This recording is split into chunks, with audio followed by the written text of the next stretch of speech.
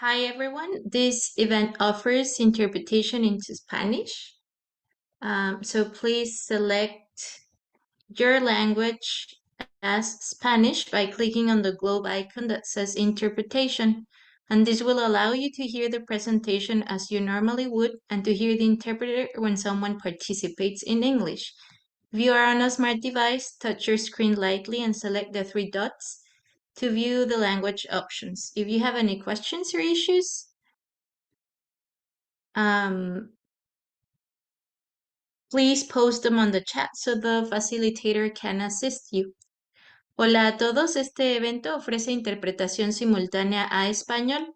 Desde su computadora, por favor, haga clic en el globo terráqueo que dice interpretación y seleccione español. Si solo desea escuchar al intérprete, silencie el audio original. Desde un teléfono inteligente o tableta, toque ligeramente la pantalla para ver el menú de 3 puntos que dice más. Luego seleccione Interpretación de idiomas y elija Español. Termine la selección con Listo o Done para comenzar a escuchar al intérprete. Si tiene dudas o comentarios, por favor, colóquelo en el chat para que alguien le pueda asistir. Muchas gracias. Thank you.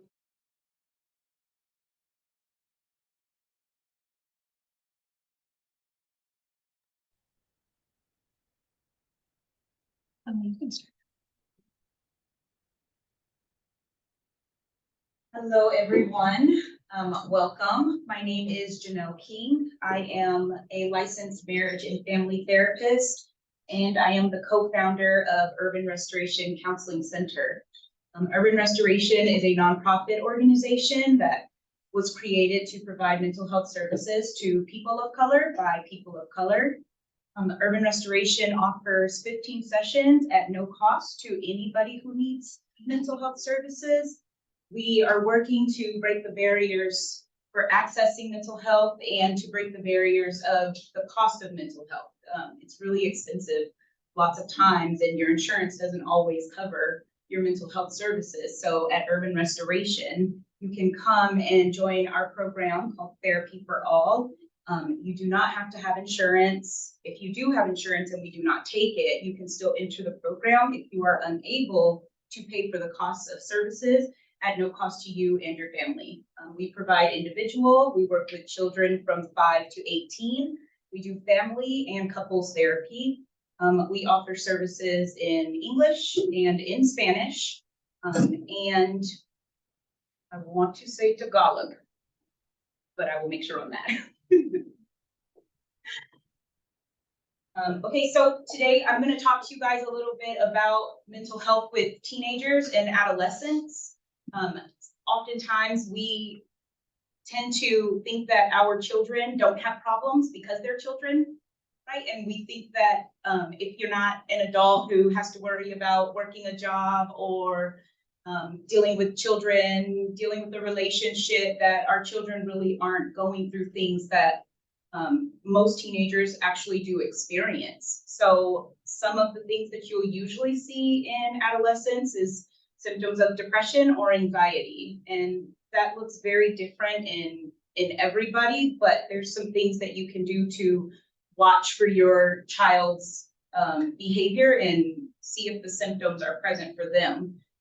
Usually you'll see kids withdraw from things they like to do. You will see children change appetite. You will see children no longer be interactive with their friends.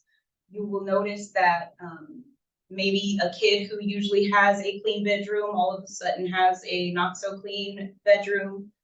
Kid who's been typically punctual to school will start to find reasons to not go to school. Children will start to find reasons to not turn in homework, not participate in things like that. And it's up to us parents, because I mean, your child is at school and the teacher has at least 20 to 25 kids to be paying attention to. So it's not always caught at school that children might be struggling. And oftentimes when kids are struggling with academics and things like that, it tends to be more of a behavioral issue that teachers see instead of it being something related to mental health or something related to the home.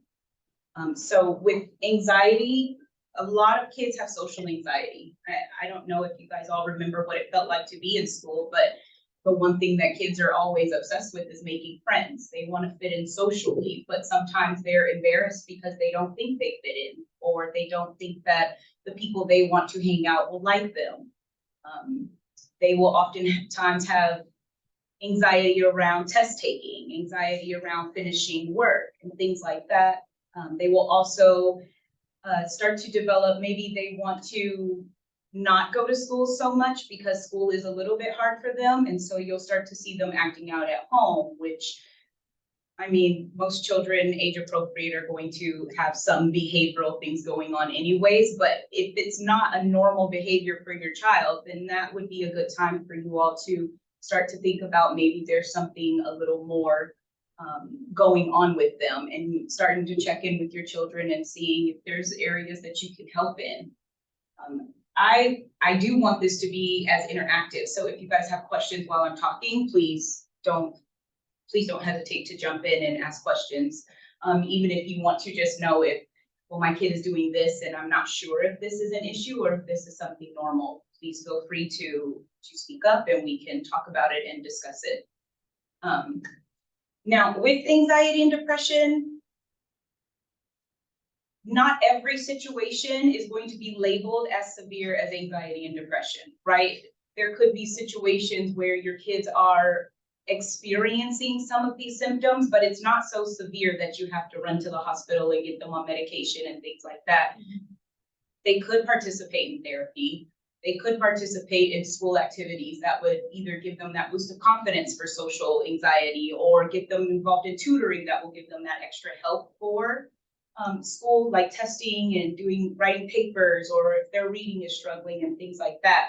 So if there is less of a problem that you see, or if they're, things are not, it doesn't seem so severe, but you are a little bit worried about them, it's still always a great idea to get them assessed by a therapist or assessed by a psychologist, just to see if, there is something that they can get help with. I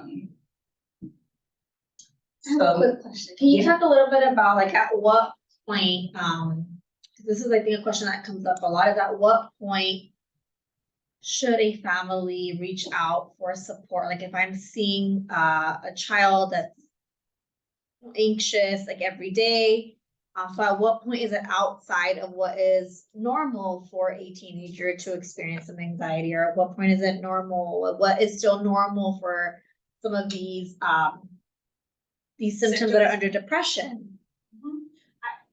Well, I think that kids are going to sometimes not want to do what they're supposed to do, right? I may not want to do my chores today, and I may not want to clean my room. I may not want to do my homework, but in a typical child, they want to do well, right? You know that your child wants to try. If they have the ability to do it, they're going to want to do it because they like that boost of confidence. I think when it becomes a problem is when you see it persistent, right? If it's not one day out of the month where your kid is just like, I don't feel like going to school today. But when you start to see a pattern of those things, that's when you really want to take them and get them assessed, or start looking for services to help them out.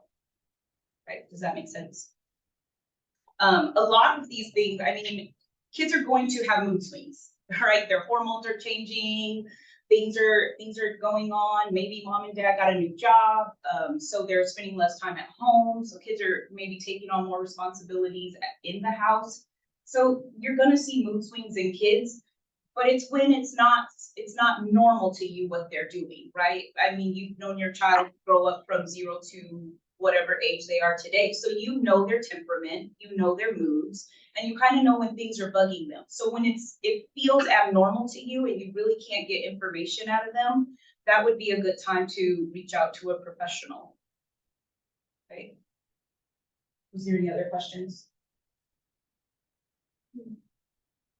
And then, I mean, be aware. There's a huge difference between children just having like some angst and worry about things at school, and then there's a difference between it being super severe. If your kid is coming home and they're like, I didn't have a good day today, and you know, my friends, we got into a huge fight and now I don't know if they're gonna be my friends anymore. And then they go to school the next day and come home and they're back to normal. They had a good day at school, then everything's fine. That is normal. Kids are gonna go through those types of things at school. They're growing, they're learning, they're trying to figure out who they are and how they fit into this world. But when you see them not wanting to get out of bed, when you see them not wanting to shower, not wanting to brush their teeth, not wanting to go to school, no longer wanting to go outside and play with their friends, you know, when you see them incessantly on their phones and they're like trying to figure out what's going on with this person, what's going on with that person, and you try and ask them about it, and there's this outburst of some emotion, anger, sadness, there's crying, then I would definitely reach out to a professional and see if somebody else can get through to them and help them through what they're going through. I got a question. Absolutely.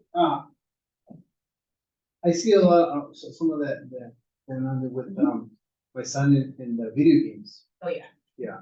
So I'm thinking, is that normal for him to kind of like get anxious and not want to get off the game and try to come up with excuses? But he eventually does get off the game, and we try to set a certain time, but it doesn't work. Yeah. Yeah, I mean, it doesn't work. He still gets on there. In the weekends, he plays a lot, but I don't know. Is that normal? Yes. Yes, It is normal. Yeah. And Because I don't want to be too pushy on him and end up making him get anxious, and we both get anxious.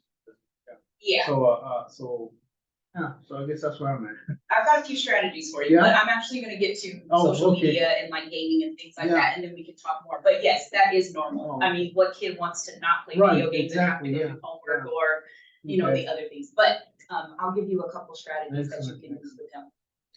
And there was a question in the chat too. Okay. The question was, how prevalent is mental health issues with teenagers or middle school students? Ooh, extremely. Yeah. Extremely. Now, there's often times when there has been a trauma to a child, right? And then you automatically know this child has gone through something severe. We have to get services. But even if it's not this traumatic thing that you've seen your child go through, it's so normal for kids to get kind of caught up in their heads and stuck on the things that they don't know how to do, right? They don't know exactly how to communicate with their friends appropriately all the time. They don't know how to communicate with their parents appropriately all the time, or their teachers. So there's never a wrong time to reach out for services. I think if your child is expressing, you know, that there is something that's changing, then it is good for an outside person to be able to talk to them and to teach them those communication skills and those feeling skills to be able to help you understand better what they're going through.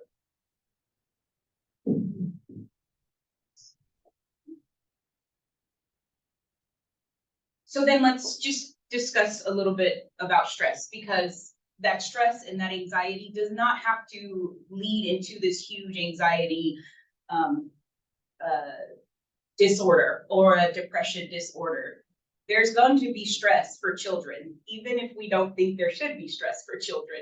Like you said, the video game, it stresses them out. They want to win, they want to be the best, they want to get their coins, they want to do all of these things in there. And sometimes they aren't able to do it at that moment, right? So help your child understand, and you be able to recognize too. If you see your kid, the balling of the fists, they're stomping through their rooms, they're slamming doors, they're throwing things around, I wouldn't jump to the conclusion that I have a bad child. Children are not bad.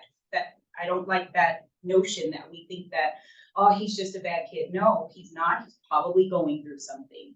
And it could be minor and it could be major. So being able to help them recognize what's going on in their bodies. Where do you feel the stress? How is it feeling? Is it in your gut? Does it cause you to have to use the restroom more frequently, right? Because as adults, we all know that when we get anxious and stressed out, we got to take care of all of those sensations in our body. It could be vomiting, it could be the sweating, the heart palpitations, but helping them recognize that when it first starts, when you first start noticing it, is going to be important for their growth.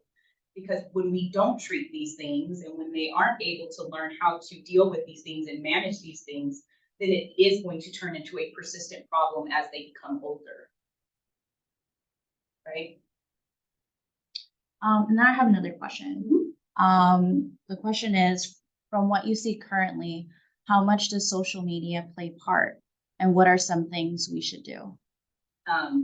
It plays a huge part. And I'm going to get to social media and how that affects our teens and our children in a minute. So I'll give you a little better of an explanation. But social media, of course, you know, back in our day, we didn't have access to the entire world in that way. We had access to our school friends and whatever outside activities we had. We were able to go and interact with kids from maybe other schools and things like that. So we didn't have that huge influence of the world telling us who we're supposed to be, what we're supposed to look like, what we're supposed to do, right? So at this point in our, you know, life here on this planet, social media, all of that stuff plays a huge part in children's mental health, but we will get to that. And then when you see your child stressing or showing anxiety and depression, help them figure out what's been going on. I mean, you can obviously send them to a professional, but it's going to feel better for your children when they can handle it at home with you and they feel your support. So go through it with them. What's been going on at school? What's been going on in football or in soccer or cheerleading or dance or whatever it is? Who are the people in your life that are helping you, and who are the people in your life that kind of disappoint you or make you feel like you aren't worthy of being around them or interacting with them? Help them figure out if it's school. If it is school, a lot of times children don't want to be the one to raise their hand in class and say, I don't understand what you're saying, can you repeat it? Nobody wants to look like the kid who doesn't know what's going on, right? So ask them when they're home, how's school going? Are you learning a lot? What are you learning? Are you reading? What are you reading, right? Go through those things with your child and try to help them figure out what is the stressor. And sometimes they'll say, I don't know. And that's okay, but you keep doing that. You keep asking them. You keep helping them understand that you're there for their support. Any other questions?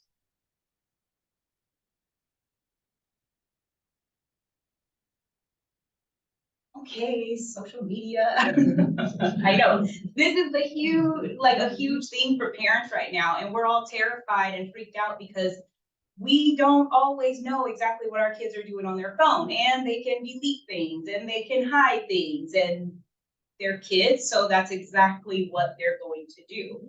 But I mean, understand social media is showing them always the most perfect parts of someone's life or the worst parts of someone's life, right? And so they have these standards that we have told, that society has told our children they're supposed to live up to.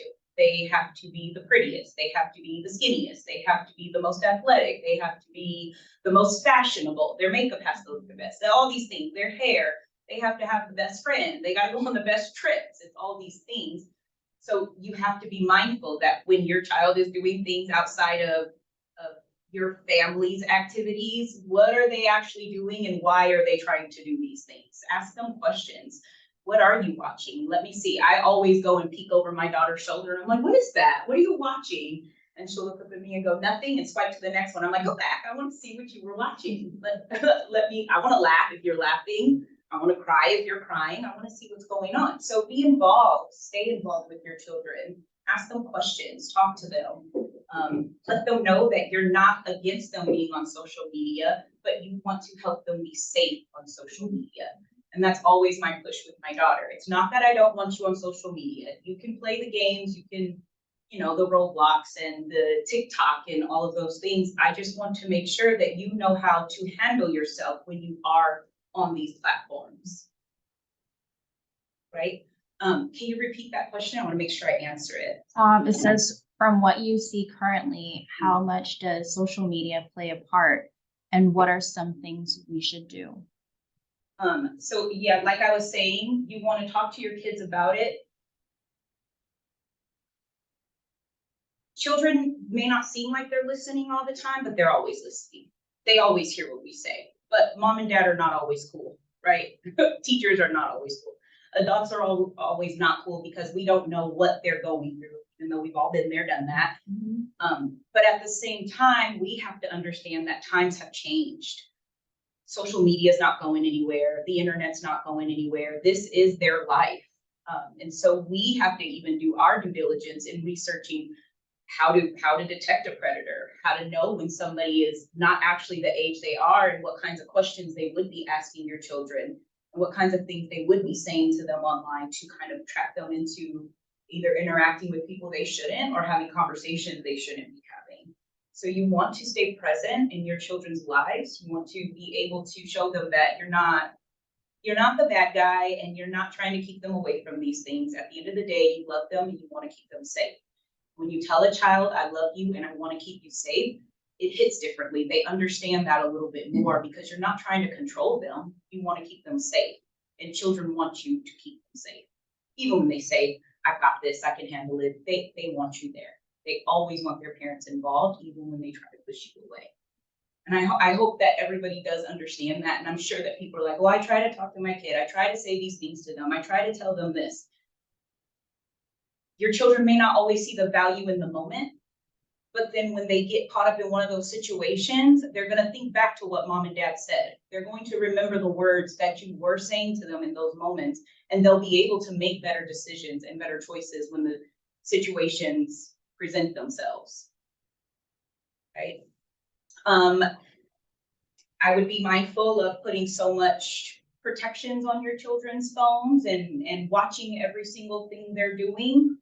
If you don't really trust your children, then they probably won't trust you, right? So if you know that your child is someone who is going to be a little more susceptible and get caught up in the peer pressures and get caught up in the influences by others, then yes, you probably do want to keep a little bit tighter of a leash on them, but also give them space to be. Help them understand what's happening instead of controlling their lives and what's happening in their lives.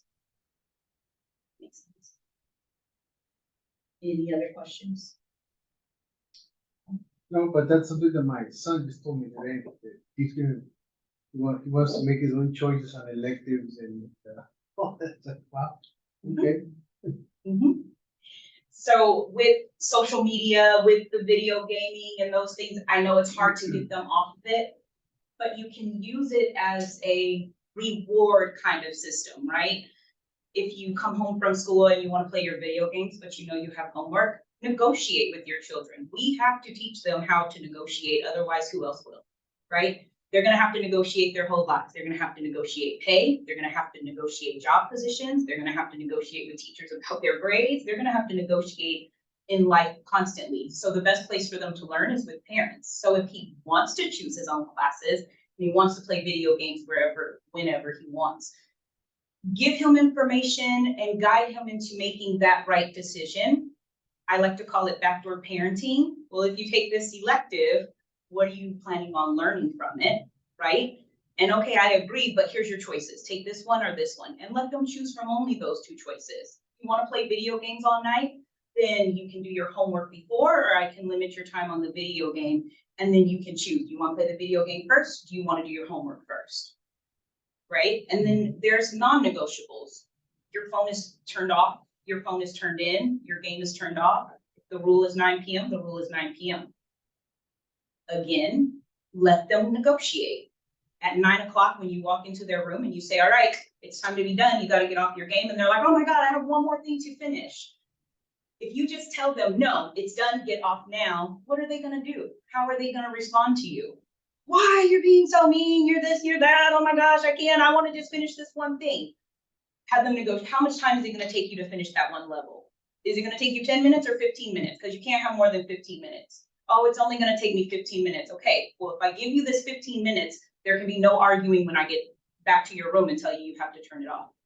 Otherwise, you're not going to be able to play the game tomorrow because we negotiated something and you didn't stand up to your end of the bargain, right? So you can always try things like that.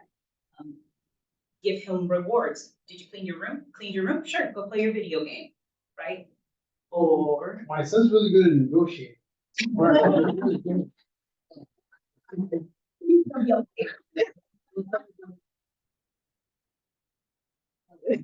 He's always negotiating. One thing I noticed is that when he's playing video games, and you mentioned something about trying to get him to stop at the moment, it works better when I let him know and he kind of unwinds a little, then he'll just turn it off himself. Yeah. But if I want him to stop right away, that's where the problem comes in. Yeah. Children, they want to be in control of their own lives. They just don't know what that control is supposed to look like. So that's teaching him boundaries. All right, I told you it's time to get off. Then I'm expecting you to get off. If you need to unwind and get off, great, but you got off. So kudos, right? Good job. I'm proud of you. You did what I asked you to do. It's when we try to control our children's decisions instead of giving them choices in their own lives. Again, there's non-negotiables, but a lot of their life is negotiable. Right? And I think it's important. It's actually impressive that he can have that negotiation with you because that means he trusts you. Yeah, well, he's really good at negotiating, yeah. That's a great sign. That means that I know that dad is going to hear me. I know that dad is going to listen to me. And I know that dad is going to always trust that I'm able to make some of my own decisions. Yeah, most of the time he makes pretty good decisions. He's doing great in school. There's no his homework is on time. Mhm. He's up 30-40 minutes before school, so Yeah. yeah. Yeah. That's the same with my daughter. My daughter has ADHD, and so and I have ADHD. It's very hard to fall asleep at night with ADHD, right? And so we would have this battle for like years when she was younger and growing up. It would take me 45 to 50 minutes to get her to fall asleep, even when she was little. There was no more napping, there was nothing. And so as she started to get older, and she's only 12, the agreement was, I'm not going to press you on bedtime as long as you get up in the morning and do what you have to do to get to school on time. I've never had a problem. She's never not gotten up on time. She actually wakes me up sometimes. We've never had a problem, but that was giving her a little bit of control, because if you can handle staying up at night and trying to fall asleep on your own and you're still getting up in the morning, then what do I have to complain about? If I wanted you to go to bed at a certain time, that would be those would be my feelings, right? Because I think that's what's supposed to be happening. But if you're managing, then it's fine. So if you don't have to give a hard time for video games, you don't have to give a hard time for social media because they're showing you that they're responsible enough. Perfect. No, I catch myself like doing too much, like I'm not, I have to back up a little bit. Yeah. I guess I see myself doing that. Most definitely. Yeah. But my kid told me I was too much. Yeah. One thing that like the main reason I came here is because my wife, she's suffers from depression. She's had it for many years. So would be a good idea to have some professional help for my son, or I mean he isn't showing me. I don't see any depression. I don't see anything like that. Yeah. No, I also believe that children don't necessarily need to participate in therapy unless there is a problem. Yeah, I mean, there's no problem. He's fully aware, and we do everything we can to make it better for my wife. But as far as him showing me, I don't see anything. Yeah. Yeah. Then no, I would not worry about it. Yeah, I mean, like I said, I am pushy. I am, and Right. And I think I need this more than anything else. I think also like telling your children that you're pushy and I know I'm a little over the top sometimes helps them understand why you're behaving that way. Yeah. I tell my daughter anytime there's something going on, like, listen, mommy gets worried. You bounce around here, you have so much energy and you're constantly getting hurt. So of course I'm going to remind you to be careful when you're trying to jump off of a 4-foot wall. I'm going to freak out and tell you, don't do that, because I know. And she's like, I can do it, watch. And she does, and I'm like, please no. But then, you have to also trust your child. Yeah. You have to also, give that. And that's how we teach trust. That's how we teach respect. That's how we teach our children how to behave. We want them to do things that are going to be appropriate and age appropriate. But if we're not listening to them and they're not able to tell us, like, I can handle life too at this age, then they start to not trust themselves, right? And the more we worry, the more they worry, right? Our children respond to situations the way we respond to situations. right? So if you're, you're able to help them through that and understand, like, listen, dad just wants the best for you, right? I'm not trying to be pushy, I'm trying to be pushy, but I'm not trying to be pushy. Then he'd probably say, oh, dad, I know, I get it, Yeah. right? I get it. Right? Any other questions? I was going to make a comment about that modeling piece. Same thing with the social media and the phones. If an adult in your life, a trusted adult in your life is responsible with social media and phones and the phone usage, then it just trickles down to the kids, right? Like, for example, something as simple as no phones, no devices, TV off when we're having dinner. Yeah. Just something as simple as that.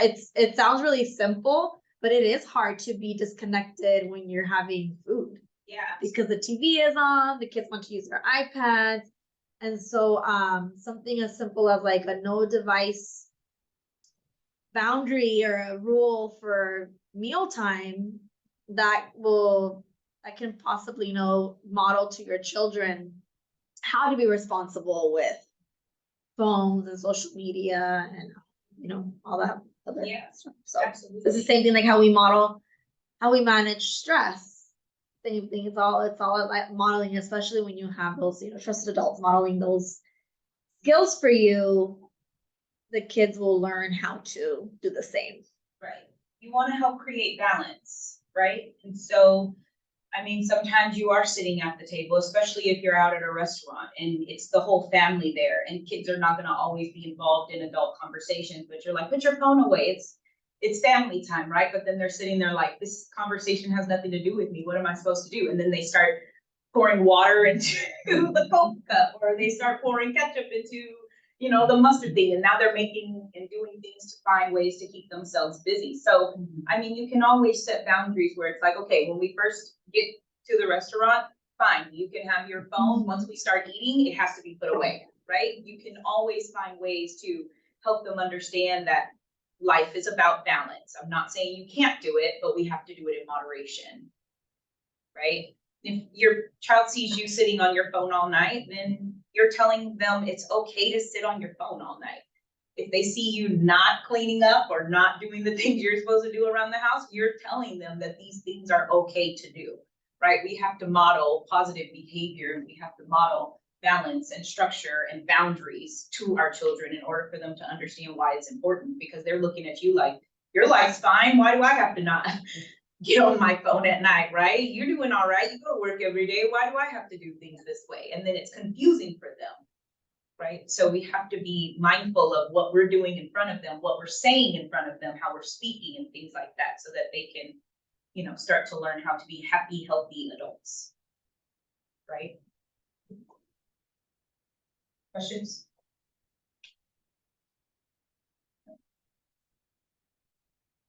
I'm trying to hurry because we have till 6:30, right? We have to 7. Oh, How do we, there's a question on the chat. How do we access services and what kind of information will be asked?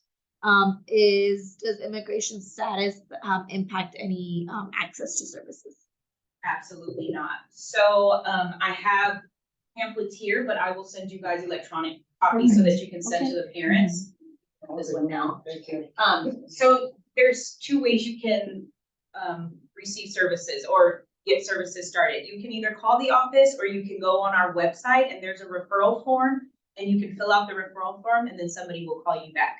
It's extremely easy. There's not a bunch of paperwork you have to fill out. Of course, you have to consent, and there are some pieces of paperwork you need, but there's no insurance needed. There's no cost. If you cannot afford it, then you can have the low cost, no cost services. And so, I mean, it's easy. Immigration is not a problem. And we would, maintain confidentiality. So what happens in the therapy room is between you and the therapist. What happens at URCC with our clients and our referrals are between URCC and our clients and referrals. We have no obligation to report anything but child abuse, suicide. Yeah. You're gonna hurt somebody else, or you're gonna hurt yourself, and that's it. So how can parents help their children? The biggest thing you can do is show unconditional love to your children. It's important to understand that unconditional love means that you love them despite their behaviors. You love them despite the things they do that you don't always agree with. You love them even though you want them to play football and they want to dance. You love them whether or not they're getting straight A's or if they are barely passing with C's, right? We have to show our children that who they are always is acceptable. Who they are always, they are worthy of our love, they're worthy of our affection, they're worthy of our kind words, right? And they are worthy to go to school and have a good day and be involved with people who are going to also be kind to them, right? And if we are not able to show them that unconditional love, then it's going to cause those depressive symptoms and that anxiety. And we show our children that by supporting them, supporting everything they want to do. Your kid comes to you and says, I want to be an artist. Parents will say, there's no money in art. It's not up to you though, right? You could force me to go become a doctor, but there's going to be no passion there. There's going to be no love for that, right? You have to support your children in what they want to do, not what you always think they should do, right? And encourage the unplugging and offline connection. Give them the idea that it's important to spend time with just self, without the influence of others around them, without hearing everything that's always happening on social media. There's a lot of negativity on there, and there's a lot of things that could stress them out and make them anxious. I think that more than anything on social media is watching school shootings, right? Your children go to school and now they're terrified of the school. It's the same things happening to them at school, right? They see some kid at school getting bullied, and now every time they go to school and somebody says something they don't like, they think they're being bullied, right? So giving them that just insight to be mindful of how these things are affecting them is important.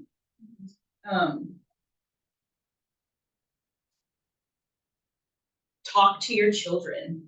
And don't just talk to them where you need to lecture them. Don't just tell them always what you want them to be doing, what they're not doing right, always giving them, do this, do that. Why aren't you doing this? Come on, you got to do this, or this is going to happen. Just have normal conversations with your children. Talk to them about what's going on at school, right? Talk to them about who their friends are. Do you know who your children's friends are? Do you know who all their teachers are? Do you know what happens in class? Something I always ask my daughter is, what's something funny that happened at school today? Right? Or I'll ask her, who got in trouble in class today? Right? I want to know what's going on in class. What did Miss Maddox say when, you guys wouldn't stop talking at the table? I want to know what's going on in her life more than I just want to make sure she's the perfect kid. I want her to be healthy and happy. Right? And I want to protect her, and protecting her means I have to know what's going on in her life, right? And support their emotional regulation. If your kid is someone who explodes, give them space where they can explode and take care of their own emotions. If you're standing here crying and screaming at me because I told you couldn't have something, you may excuse yourself to your room. When you're done crying and screaming, come back and talk to me. But I can't hear you when you're yelling at me. I can't talk to you when you're screaming and crying. So go take care of yourself and then come back and we can have the conversation. Don't get involved in that push and pull because their emotions are too much for you to handle. Their emotions are too much for them to handle, right? They don't know how to regulate always. They are children who are probably having the experience they're having in that moment for the first time in their life, and they have to learn how to deal with that. And the only people who's going to be able to teach them are their parents or their caregivers in the home.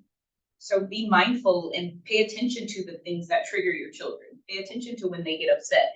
If you're playing a board game and big brother always beats little brother, tell big brother sometimes, like, come on, dude, we're going to play this board game, but don't piss off your brother, okay? Like, give him insight. Like, it's okay sometimes to let him win or let them think that they're doing something good, right? Help your children understand better than telling them what to do. Help them understand the right things to do, right? And of course, you have to manage your own mental health, right? Parents have to take care of themselves. Parents have to recognize when there's a problem. We think we're hiding things from our kids by not telling them we're struggling, But in reality, we're teaching them how to hide when they're struggling. Right? If your child is doing something and it makes you feel a way, express that to them. You know, if my daughter's throwing around an attitude, she doesn't think she has an attitude, but I'm like, hey, when you say things like that, it tells mommy that you don't have much respect for me, or you don't trust that I'm going to be able to help you deal with what you're going through. And it kind of hurts my feelings when I think that you don't want to talk to me, right? Or it hurts my feelings when I'm trying to give you a simple directive and you don't respond in a simple, okay, it's more of a fine. Like, I understand that, but it still hurts my feelings. And she catches herself a lot. She stops herself when she's going to do that now, and she looks at me like, that wasn't an attitude. Like, okay. I'm glad it wasn't an attitude, but it felt like an attitude. And she's like, yeah, I know, but it wasn't an attitude. So, you know, make sure that you're modeling how to handle your emotions. You're yelling and screaming at them. You can imagine your children are going to yell and scream at you, right? If you're having a calm conversation with them and you're explaining to them what's happening, what's going on, then they're going to learn how to explain to you what's happening and what's going on in their lives.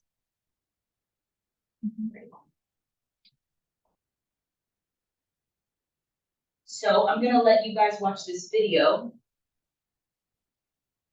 because it's important to understand how when we don't have our mental health in check, or how we haven't dealt with the traumas that we've gone through as children, how it's going to affect your children and raising them and how you parent them. So I'll let you watch this and then we'll talk about it. It's gonna do a thing for me.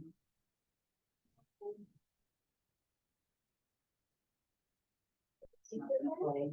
Yeah, it is. It is in there, but maybe because it's on Apple.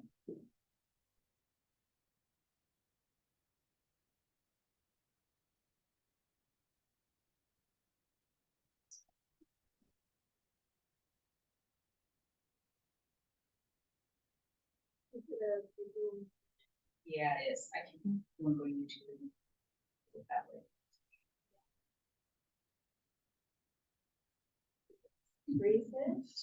The maybe selection.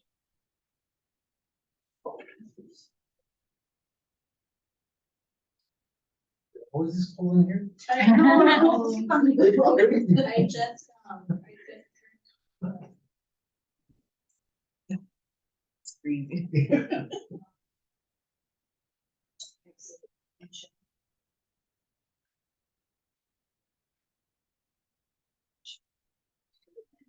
Share. I think I found the video. Here, let me share it with you. Put it in the chat, I can think of it. Yeah, It's at the end of the show, right? Mhm. there. I put it in the chat. Did you get it?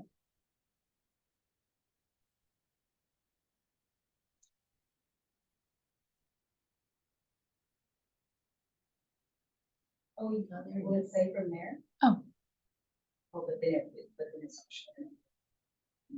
that's fine. I could see it, but maybe it won't.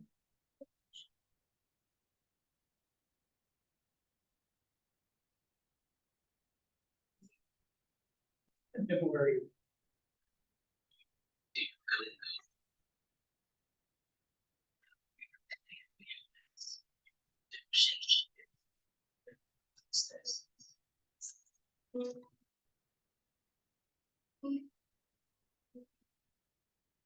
Thanks, guys.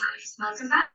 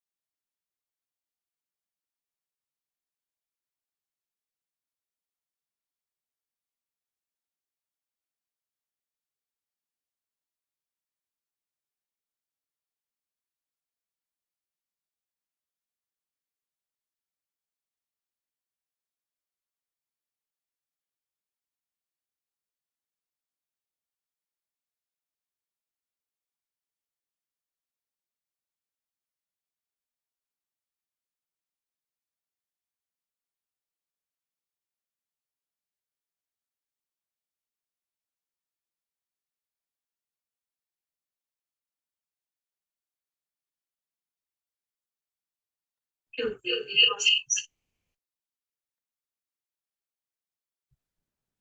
your parents have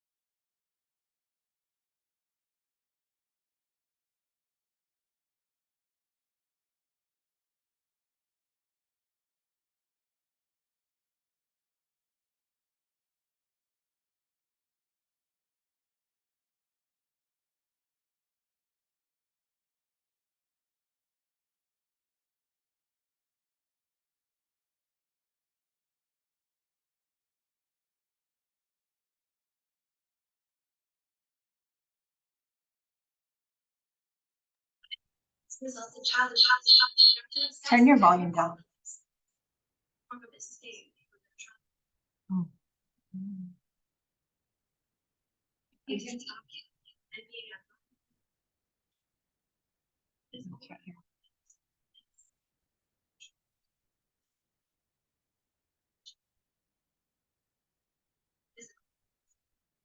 physical abuse as a child can often lead Yeah, you can't hear anything. some victims. Do you want to skip it? The link is in the chat, right? Yeah. Yeah, they can always watch the videos.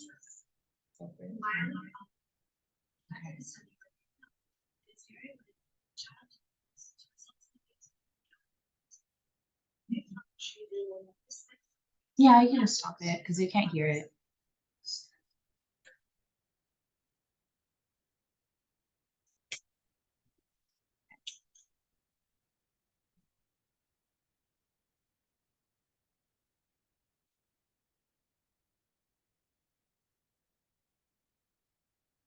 Okay, did you share your screen?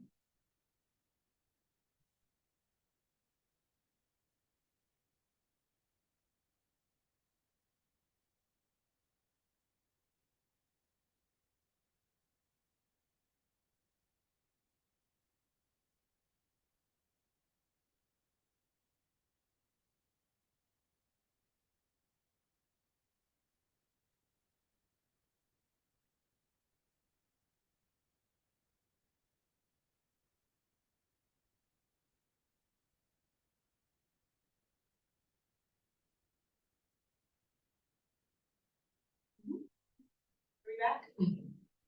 Yes. Okay, sorry that you guys couldn't see that video.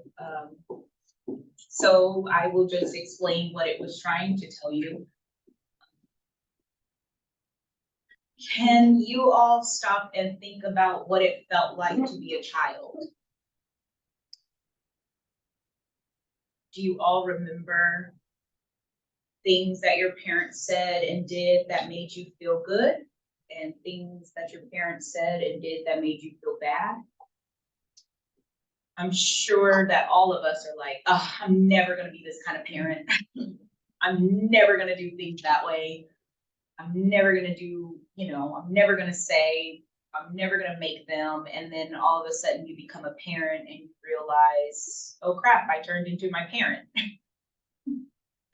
And you look at your child and say, why on earth are you doing the things you're doing? And then you think back like, man, if my mom, if I were doing this to my parents, they would have done X, Y, and Z to me, right? And sometimes we get stuck in parenting that way. And then we want our children to know, like, if I would have done it when I was a kid, I would have got smacked across the face, right? And your kids are looking at you like, okay, but I'm not you when you were that age, and you're not gonna smack me across the face. So that doesn't help me learn, right? So it's important. Parents have to be able to slow down and look within themselves. Why is this thing my child is doing so frustrating for me? Right? Why is what they're saying to me right now such a bad thing, right? When I go to work every day, I don't want to go sit in front of my computer and do paperwork. I'm grumbling and crying and whining like, oh, I have to go to this meeting. Oh my God, I have to do this thing. Why wouldn't your children do that when they have to go do the dishes or when they have to go clean their rooms? Who wants to work? Nobody wants to have to do work, right? So step outside, yourself and think about how your children could be feeling in those moments. And then remember what it felt like to be a child. Remember what it felt like to try and make friends when you didn't feel like you fit in. Remember what it felt like to go to basketball tryouts or try out for any sport or try to learn to play a new instrument and make the band or whatever, and how stressful that was for you. We forget that kids are living their lives too, whether or not we have more control over it than they do.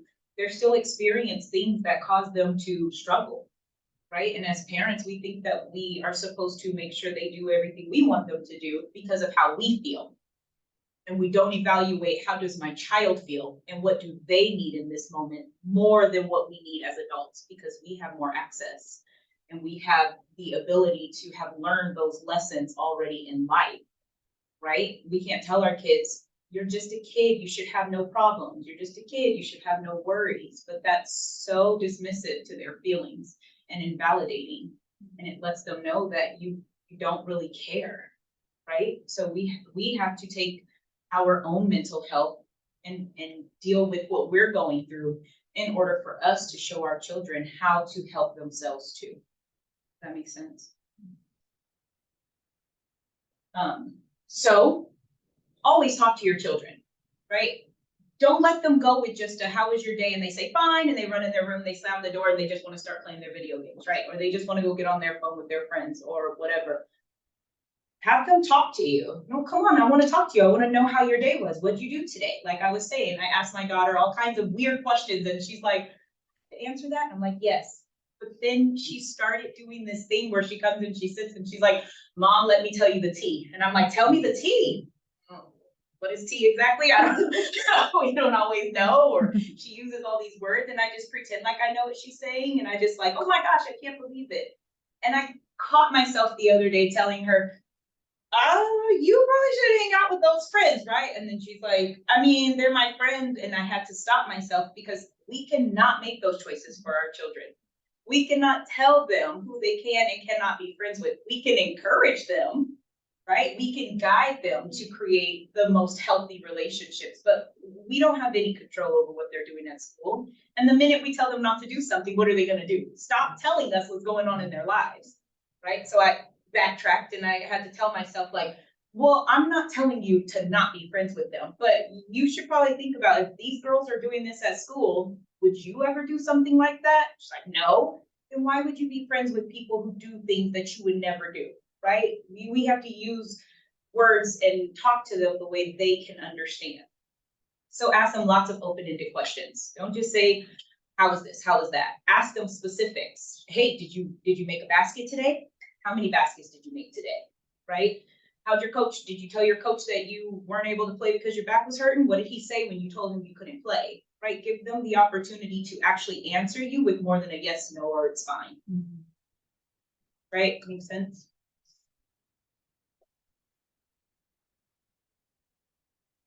Oh crap, I can't move it.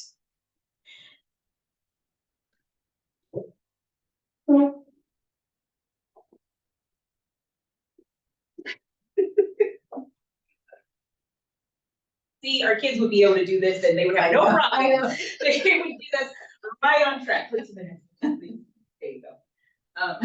They would be like, you gotta do this, you gotta do that, and it'd be fun, right? So encourage your children to use coping skills and encourage your children to take care of themselves. And parents use coping skills and take care of yourselves, right? And model that behavior for them. My daughter will say, Mom, are you taking a bath tonight? And I'm like, of course I am. That's how I relax. Are you going to use bubbles? You know I'm going to use bubbles. I've got a new bath bomb. Can I have it, please, daughter? Thank you very much. Like she knows that I have a routine for self-care. And then when she has a hard soccer game, she plays competitive soccer. And she's always like, oh, I ache, I this and that. She'll tell me in the car on the way home, I think I'm gonna take a bath tonight. Perfect, good. That's exactly what you should do. You should go home and take care of yourself. Or she'll tell me that she's getting ice or whatever. But use your children's interests to help them find ways to cope, right? They're having a rough day at school, coming home and jumping right into homework probably isn't the best idea. Maybe they can go color. Maybe they can go listen to music, right? Maybe they can go jump on the video game for a little bit. Maybe they can just go and sit and watch TV with you, right? Even if you're busy in the moment, you see your child come home struggling. Whatever you're doing, I'm sure may not be as important as making sure your child is okay. Now, if you're stuck in something, let them know, hey, this meeting is going to be an hour longer. As soon as I'm done, we're going to come and I'll hang out with you for a bit until you feel better, right? But teach them coping skills and use writing and journaling to get out what they're dealing with. If they're having a rough day, tell them, just go write down how you're feeling. Just go write it down, because once you write it down and put it on paper, you get it out of your head and you no longer have to think about it so hard, right? Help them find ways to deal with what they're going through that are not destructive. That's not the yelling and screaming and arguing, right?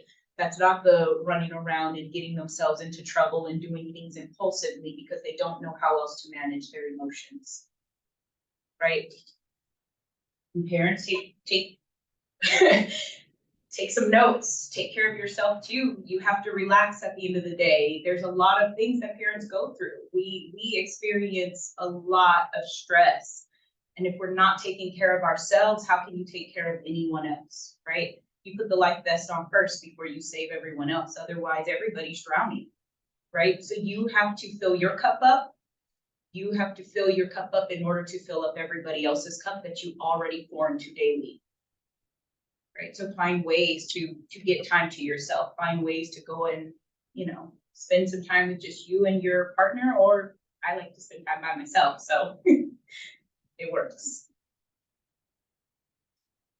And that is all. Here is the website here, if you guys want to write down, or if you want to put it in the chat, they can go on the website to receive, or to put in a referral for services. I'll send you guys an electronic copy of, our pamphlet so that they have access to know what services we do provide.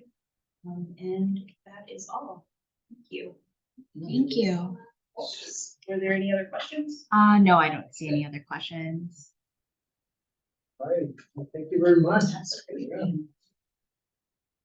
Sure.